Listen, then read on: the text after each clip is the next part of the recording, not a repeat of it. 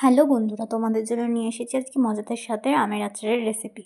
প্রথমে আমগুলো কীভাবে করে কেটে রোদে শুকিয়ে নিতে হবে, তারপর একটা কড়াই বসিয়ে তার মধ্যে 3টে শুকনো লঙ্কা, ধনে, জিরে, মৌরি, কালো জিরে, সর্ষে এটাকে দিয়ে ভালোভাবে নাড়তে হবে আমাদের শুকনো করে, যতক্ষণ না সেটা থেকে ভালো একটা মিষ্টি গন্ধ বেরিয়ে আসছে।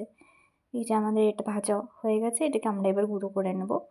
একটা পাত্রের মধ্যে সর্ষের তেল নিয়ে তার মধ্যে গুঁড়ো মশলাটাকে মিশিয়ে নিতে হবে। তার মধ্যে দেব হলুদ গুঁড়ো, 1 চামচ লঙ্কা গুঁড়ো, অল্প লবণ আর 1 চিমটে হিং দিয়ে সেই মশলাটাকে ভালো করে মাখাতে হবে।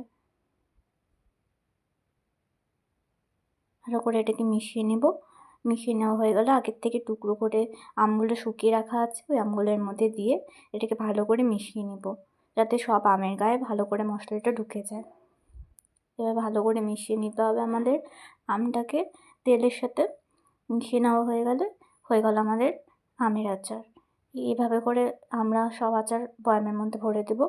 বয়ামে এইভাবে করে ভরে 2-3 সপ্তাহ রাখলে তৈরি হয়ে যাবে আমাদের টক ঝাল আমের আচারের রেসিপি। ভালো লাগলে অবশ্যই চ্যানেলটিকে সাবস্ক্রাইব এবং ভিডিওটিকে লাইক করবেন।